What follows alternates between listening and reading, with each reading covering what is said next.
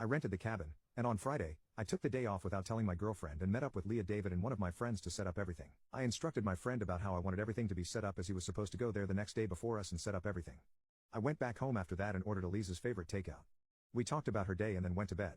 A week ago, Leah invited Elise to brunch on Saturday, proposal day, at a fancy new place. She emphasized that the place was fancy so Elise wouldn't get suspicious of Leah asking her to wear a nice dress.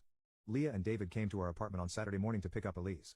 As soon as they left, I called a friend who was waiting just around the corner and left quickly. Then I called my other friend, who was supposed to be at the cabin, and asked him how everything was going. He assured me that everything was set up exactly how I wanted it. I had also asked David to share their location and to drive slowly or take a longer route so that I could get there 10 to 15 minutes before them. I realized David hadn't shared the location, but it was fine. We got there, and I just ran in to change into a suit. Then, I went to the exact position and checked the camera angles. Everything was perfect. Then I waited for my girlfriend and her friends to arrive. The drive is 30 to 40 minutes from our apartment. They should have been there. I thought they went slightly overboard with stalling. I waited there for another 20 minutes. It had already been over an hour since they left the apartment, and I was getting worried, so I asked one of my friends to call David and sneakily ask how long it would take them. They called him 2 to 3 times, but no answer. Then they called Leah 2 to 3 times. No answer. I assumed the worst. I called David and Leah as well. Still no answer. Finally, I decided to call Elise. First call, she didn't answer. My heart was racing at this point. As soon as I called her again, Leah answered instead. I panicked and asked her if everything was alright and why nobody answered the phone. She went silent for 2 seconds and then started yelling at me.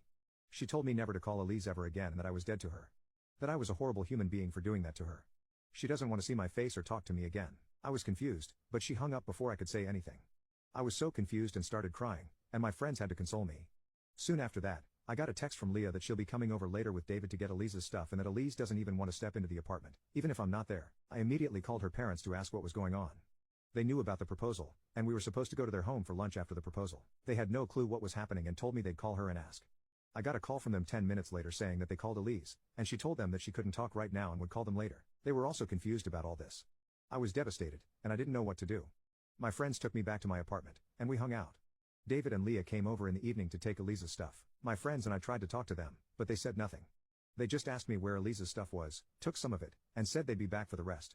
They also reiterated that if I tried contacting Elise again, I'd be reported for harassment.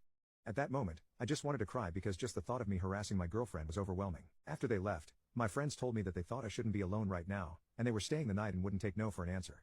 We stayed up and talked till 4 a.m., and everyone went to bed.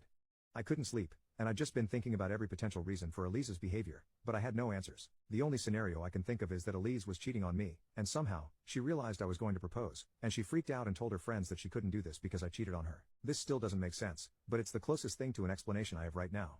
I know it's a horrible thing to think about. Today was supposed to be the first day of our engaged life together. Hopefully, I'll be able to get some answers from her parents if they talk to her.